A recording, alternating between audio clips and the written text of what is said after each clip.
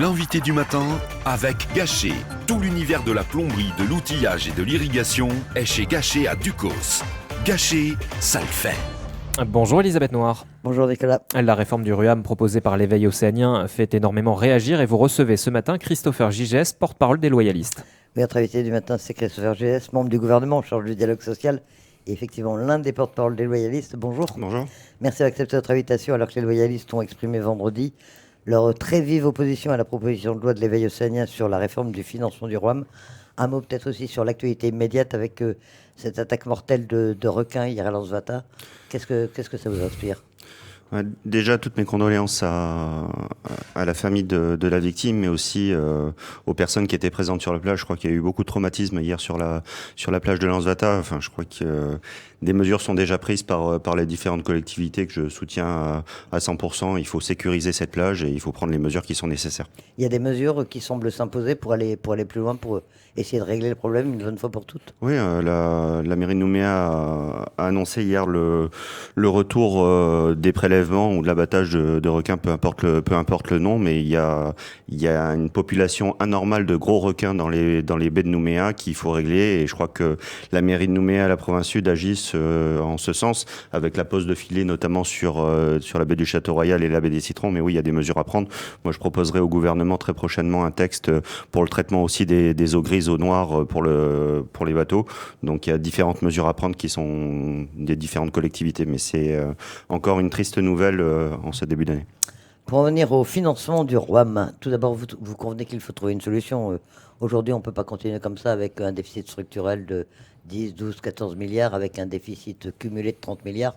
Il faut bien faire quelque chose, non ? Oui, il faut trouver une solution, mais il faut trouver une bonne solution. C'est-à-dire qu'il ne faut pas prendre une mesure qui serait encore plus contre-productive que le mal qui est en cours sur les comptes sociaux. Et aujourd'hui, le texte qui est proposé par M. Tocoumouli, c'est sûr, il a le mérite d'exister, il a le mérite de poser le débat, mais il va être mortifère pour l'économie calédonienne, pour les travailleurs indépendants et pour les salariés. Et au bout du compte, quand on n'aura plus de salariés, quand on n'aura plus de travailleurs indépendants, il n'y aura plus de cotisations. Le reproche essentiel que vous faites à ce texte, c'est la proposition de taux unique à 13,5%. C'est ça le plus grave dans le système, ou c'est l'ensemble du dispositif ? Il y a plusieurs choses qui sont graves. Il y a déjà le manque de concertation avec le monde économique. On est dans un contexte où le monde économique est prêt à faire des propositions. On voit la proposition de l'interpatronale récemment qui a souhaité augmenter le salaire des salariés et de relancer l'économie. Mais il n'y a aucune consultation qui est menée par M. Tocoumouli sur ce texte-là. On a souhaité justement pouvoir évaluer son texte. Donc au gouvernement, on a organisé une conférence sur les salaires avec une évaluation de l'ensemble des dispositifs et de l'ensemble des propositions qui étaient réalisées, et dont celle de M. Tocoumouli. Cette expertise, elle a été commandée par Adolphe Digoué. On ne peut pas dire que j'influence Adolphe Digoué dans ses propositions. Et cette expertise, elle montre une baisse de la consommation, une destruction d'emplois et une baisse du PIB. Donc si ce texte venait à être voté, ça montrerait qu'il y aurait une destruction dans l'économie calédonienne. Vous faites allusion au rapport Sudry, au rapport Exactement. d'Olivier Sudry. C'est un rapport que Milakoulo Tocoumouli remet en cause. Il estime qu'il n'a pas été fait dans les bonnes conditions et qu'il ne prend pas en compte l'ensemble des mesures qu'il propose. Oui, mais M. Tocoumouli est expert en mathématiques, pas en économie. Je crois que M. Sudry a déjà fait ses preuves d'analyse économique, c'est son métier. De toute façon, je crois que M. Tocoumouli conteste tout ce qui ne va pas dans son sens. Je vais vous raconter comment ça s'est passé, cette évaluation du rapport Sudry.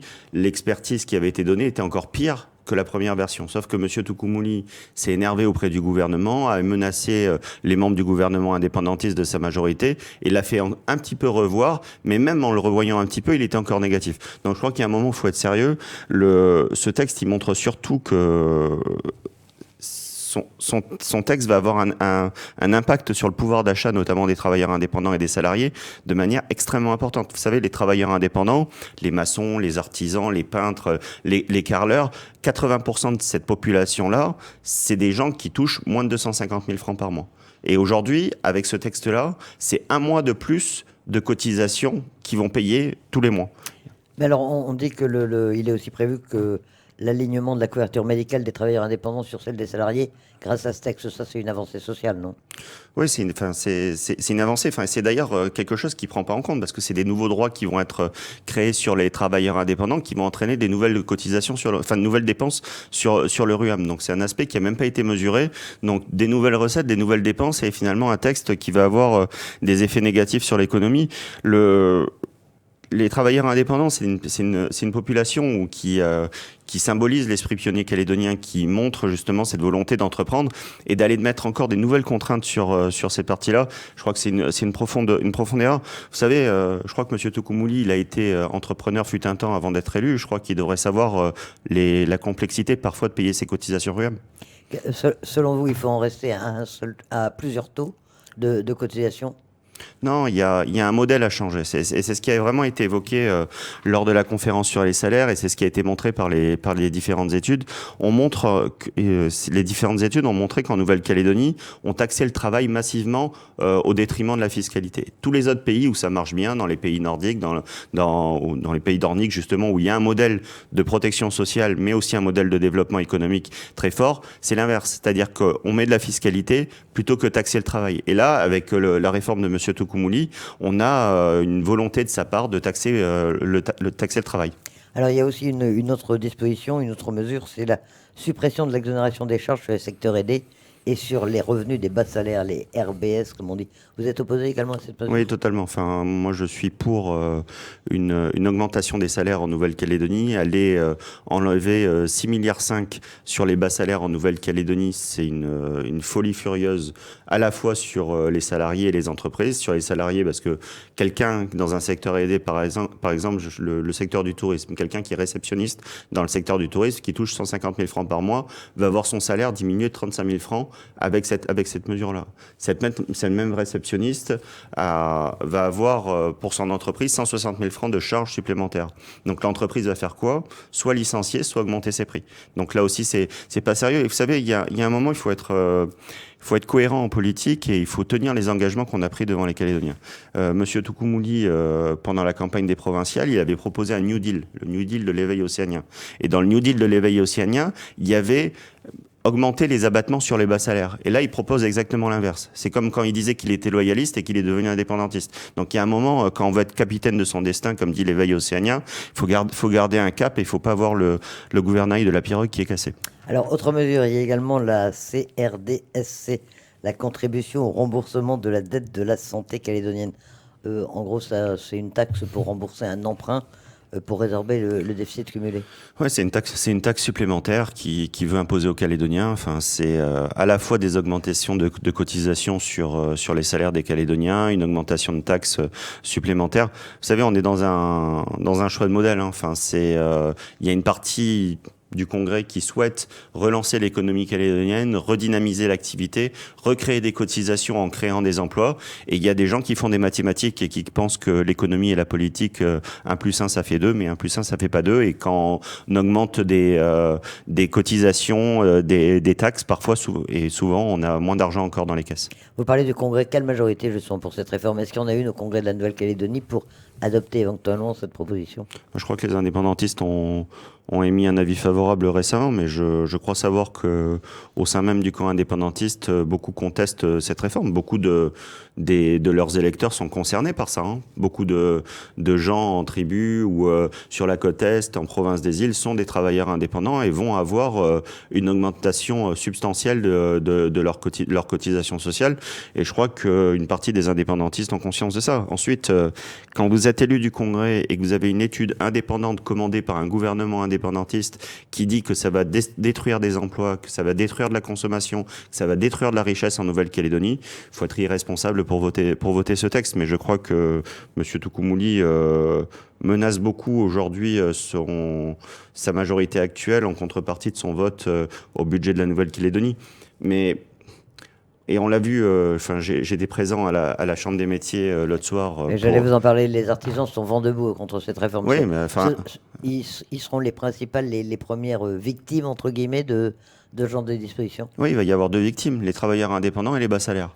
et au final les Calédoniens, puisque ça pourra se transformer en augmentation de prix pour ce qui sera maintenu. Mais ce que je disais tout à l'heure, la population de travailleurs indépendants qui constitue 75 à 80% du tissu économique calédonien, dont la majorité touche moins de 250 000 francs par mois, vont avoir un mois de plus de cotisation à payer. C'est-à-dire que la personne qui payait déjà 120 000 francs de cotisation RUAM va payer 237 000 francs de cotisation RUAM si elle a un salaire de 150 000 francs. Mais c'est juste une folie furieuse. Et je crois que la responsabilité voudrait que M. Tookoumouny retire son texte, qu'il puisse s'inscrire dans la conférence sur les salaires qu'on a menée en fin d'année dernière et dont les travaux vont reprendre en début d'année, et qu'on puisse trouver un texte qui permet de relancer l'économie et retrouver un équilibre des comptes sociaux. Où on en est actuellement? Vous parlez d'un éventuel retrait du texte, je ne sais pas si c'est envisagé de la part de Miraculo Tookoumouny, mais on entend aussi les artisans prêts à descendre dans la rue, à manifester. À votre niveau, les loyalistes, quelles actions vous pourriez mener pour essayer de modifier les choses? Alors il faut quoi? Accentuer la concertation? Il faut essayer de convaincre une majorité au Congrès de ne pas soutenir ces mesures? Oui, quand on a organisé la conférence sur les salaires, on a montré justement qu'on souhaitait trouver un texte commun de l'ensemble des partenaires sociaux, mais aussi des différents groupes du Congrès. On a commandé des études pour montrer justement que ce texte était inique et qu'il allait avoir des effets sur l'économie calédonienne absolument catastrophiques.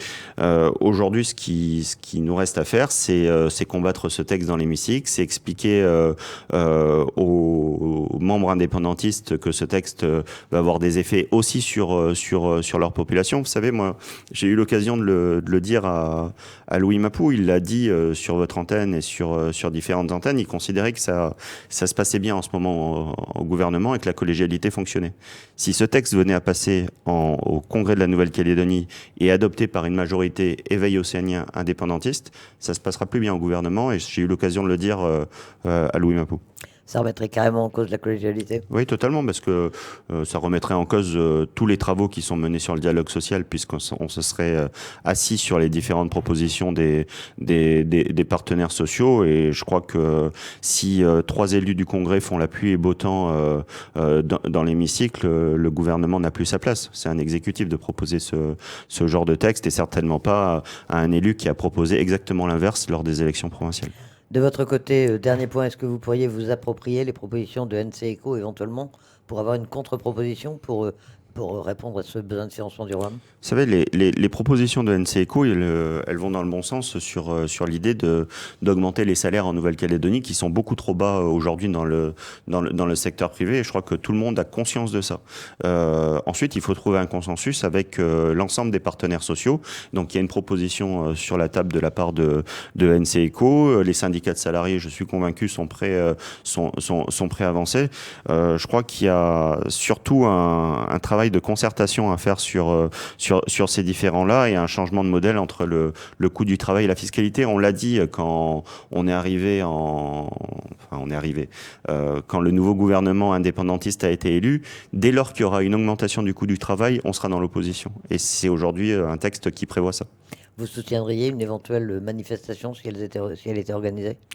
Quand des gens sont inquiets pour leur travail, leur vie, leur rémunération, on peut que soutenir les gens qui sont dans cet état d'esprit. Et s'il faut aller aussi dans la rue à côté de ceux qui sont opposés à ce texte, oui, on le fera.